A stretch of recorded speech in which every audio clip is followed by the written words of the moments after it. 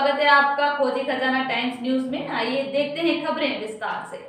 खरगोन संसदीय क्षेत्र में 18 अप्रैल से शुरू हुई नामांकन प्रक्रिया के बाद से गर्मी की तरह सियासी पारा भी चढ़ने लगा है। सोमवार को कांग्रेस ने लोकसभा चुनाव में प्रचार की ताल ठोंकते हुए जवाहर मार्ग पर महती नामांकन रैली का आयोजन कर अपनी ताकत दिखाने का प्रयास किया। कलेक्टर कार्यालय में नामांकन फॉर्म भरने के बाद रैली का आयोजन हुआ। इसमें कांग्रेस के केंद्रीय और प्रदेश स्तरीय दिग्गज नेताओं सहित खरगोन बड़वानी के नेताओं ने मंच साझा किया। सभा में प्रदेश अध्यक्ष जीतू पटवारी ने कांग्रेस प्रत्याशी पोरलाल खरते के समर्थन में वोट मांगते हुए कहा कि ना खाऊंगा ना खाने दूंगा। सबका साथ सबका विकास, आपकी बार रोजगार, देश मेरा परिवार जैसे नारों पर देश की जनता ने भरोसा किया, लेकिन इन्होंने महंगाई बेरोजगारी के सिवाय क्या दिया। पिछले 2 चुनाव जीतने वालों यह नारे जुमला साबित हुए हैं। ये सरकार कोरोना जैसी महामारी में भी चंदा लेने से नहीं चूकी। देश में काला धन स्विट्जरलैंड से नहीं आया। एसबीआई की लिस्ट से पता चला काला धन भाजपा के खाते में निकला है। इलेक्टोरल बॉन्ड की लिस्ट आई तो 500 करोड़ रुपए भाजपा बता ही नहीं पाई कि उनके खाते में कहां से आए। अच्छे दिन केवल भाजपा के आए। पटवारी ने कहा, जब हम पंचायत चुनाव में प्रत्याशी से विकास की मांग करते हैं तो पिछले 10 सालों में न तो पूर्व सांसद कभी किसी गांव में गया, न ही वर्तमान सांसद, फिर आप उसे वोट क्यों दोगे।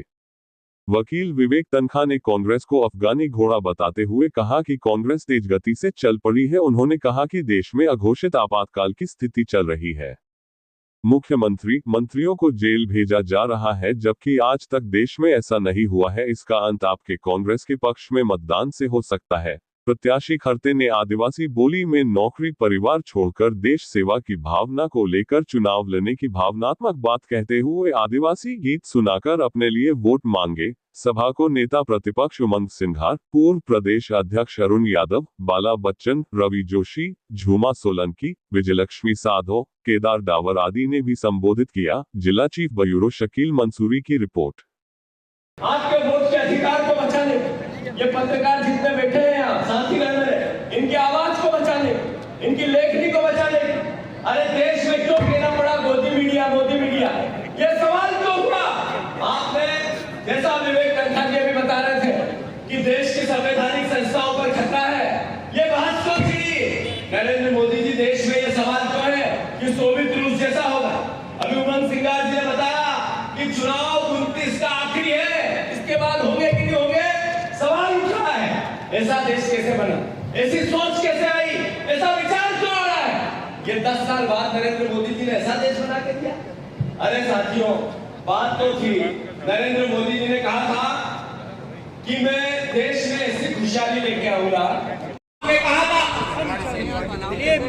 देश में नौजवानों के लिए 2 करोड़ रोजगार के नए अवसर पैदा करने का काम किया। आप जब किसी समृद्धि रहे, आपने कमर तोड़ महंगाई कर दी, कर्ज में डूबता किसान कर दिया, चरम छूती महंगाई कर दी, आपने असुरक्षित महिलाएं कर दी। आदिवासी 2 लाख महिलाएं मध्य प्रदेश से गायब है पिछले 3 साल में। सबसे ज्यादा आदिवासियों पर अत्याचार अनाचार के अपराध लगते हैं, सबसे ज्यादा अपराध पुलिस के, हमारे आदिवासी भाइयों के खिलाफ पुलिस की तानाशाही होती है। लोकतंत्र का सवाल खड़ा करते, संविधान का खुला अपमान कर। बहुत ही दिखने भी बहुत सुंदर है, बहुत कर्मठ है। विवेक भाई, जीतू भाई, उमंग भाई, ये सभी इतने शीर्ष नेतृत्व यहाँ बैठा है। सबकी प्रथम चॉइस थी कि भाई पोते जी को चुनाव लड़ाया जाए और वो आपके उम्मीदवार के रूप में आपके समक्ष यहाँ पर उपस्थित हैं। और जो स्नेह प्यार आपको खरगोन से दिया है, अभी उनका नॉमिनेशन कंप्लीट हुआ है। आप लोग बाहर आए हैं। सबसे पहले तो मैं इतने उम्दे कैंडिडेट के लिए कांग्रेस को बधाई देता हूं। आपने आधी जीत तो आज नॉमिनेशन भर के जीत लिए है, जो प्रतिक्रिया लोगों की आ रही है।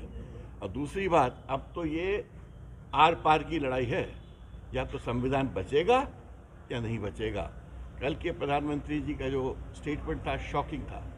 मैंने नहीं आज तक इस देश में कोई सोच सकता था 140 करोड़ लोग कि कोई प्रधानमंत्री जी जिस लेवल की स्टेटमेंट दी उन्होंने कल दी है, महिलाओं के मंगलसूत्र तक वो पहुंच गए, हिंदू मुसलमान की ऐसी बात कर रहे थे जैसे कि कोई सामान्य बात है। मुझे तो लगा और सब निराधार, सब गलत, मैंने चीज़ों को तोड़ मरोड़ के और गलत ढंग से प्रस्तुत करके अपना एक स्टेटमेंट बना रहे हैं। मेरे को लगता है इलेक्शन कमीशन को तुरंत इस पर संज्ञान लेना चाहिए, किसी के लिए रुकना नहीं चाहिए इलेक्शन कमीशन को। अगर इलेक्शन कमीशन आज सीएम ने एक रीवा में बयान दिया है कि कांग्रेस की गाड़ी जो है बस जो 52 सीटर तो पिछले बार तो चुनाव में आ गई, लेकिन इस बार तो टेम्पो में भी कांग्रेस नहीं बैठ पाई और उन्होंने कहा कि कांग्रेस की बस में डीजल ही नहीं खत्म हो गया, स्टार्ट ही नहीं हो रही। ऐसा है सीएम साहब जो भी बोले, मगर उनको ग्राउंड रियलिटी के बारे में शायद परिचित नहीं है। अब मैं ये तो नहीं कह सकता कि वो अभिज्ञ हैं, मगर मुझे ये ज़रूर मालूम है कि अगर कोई भी समझदार व्यक्ति आज ग्राउंड रियलिटी देखेगा और लोगों के चेहरों में जो एक डर और जो एक सहमा हुआ चेहरा देखेंगे, वो समझ जाएंगे कि इस वक्त आपातकाल को हटाने के लिए जो घोषित आपातकाल है इसको हटाने के लिए लोग क्या रहेगी कांग्रेस की स्थिति? बहुत मैं देखिए, आप बताओ आपातकाल के बाद चुनाव हुआ था तो आपको स्थिति के बारे में पता था? जो एक तरफा चुनाव था वही चुनाव होने वाला है। आप देख लेना, ये जो चुनाव है एक तरफा चुनाव है। आज हम गिनती नहीं देंगे आपको, गिनती तो हमारा देश का जनतंत्र देगा, जो हमारा 100 करोड़ वोटर है वो देगा। सर, अरुण गोविंद जी ने एक बयान दिया था कि हम चुनाव ही इसलिए लड़ रहे हैं कि संविधान बदला जाए। वही तो मैं कह रहा हूँ, वो तो अगर डॉक्टर बाबा साहब अम्बेडकर का जो ये संविधान है जिसको हम लोगों ने कितने अच्छे से सींच के रखा था, जिसकी 75 वर्ष हो रहे हैं, आप कहीं एक तरफ तो 75 वर्ष की बात करते हो और अमृतकाल की बात करते हो और वहाँ संविधान बदलने की बात करते हो, तो फिर अमृतकाल क्यों बना रहे हो भाई साहब? ज़रूरत ही नहीं है। मैंने दोहरा चेहरा, दोहरा चरित्र, हम लोगों को आज तक ही समझ नहीं आ रहा है कि इस देश को हम कैसे बचाएं। अगर हम इस चुनाव में अगर बीजेपी जीत जाती है, एक बात कह रहा हूँ, मान के चलिए 29 में कोई चुनाव नहीं होगा, 29 में एक ही पार्टी का चुनाव होगा। देख रहे हैं ना, जैसे पुतिन जीतता है, जो चाइना में जीतते हैं, वहाँ पर विपक्ष नहीं होता है, 97 वोट एक ही व्यक्ति को मिलता है। अगर आप वैसी व्यवस्था चाहते हो जहाँ डर भय लोगों को CBI, IT, ED से डरा के रखा जाता है, तो ठीक है, आप बीजेपी को वोट दो। आधे आपके चीफ मिनिस्टर जेल में रहेंगे, मंत्री जेल में रहेंगे, लोग देश छोड़ के जाएंगे और रेस्ट ठीक है, गवर्नेंस होता है। भाजपा हिंदुत्व और राम मंदिर के मुद्दे पर जो है पूरा फोकस कर रही है। नहीं, ये अब पिछला फोकस सडनली कल आया है। कल जो प्राइम मिनिस्टर का स्टेटमेंट है, इसका मतलब है फर्स्ट फेज में वो हार रहे हैं। उनको पता चल गया है कि 102 या 112 सीट का जो फर्स्ट फेज था उसमें बीजेपी बहुत पीछे है, इंडिया अलायंस बहुत आगे हो गया है, उससे बिल्कुल बौरा गए हैं ये लोग। और अब देखिएगा अगले हर फेज में हिंदू मुस्लिम बढ़ता जाएगा, मगर उनकी सीटें घटती जाएंगी, ये भी मान के चलिए। ने बताया इतनी असंवेदनशील, गंदी भाषा का उपयोग देश में पहली बार किसी प्रधानमंत्री को हमने करते देखा है, और ये उनका फ्रस्ट्रेशन ये स्पष्ट करता है कि देश में उनकी सरकार जा रही है। नरेंद्र मोदी जी की विदाई तय है। मध्य प्रदेश और देश की जनता इस बार बदलाव करेगी और मां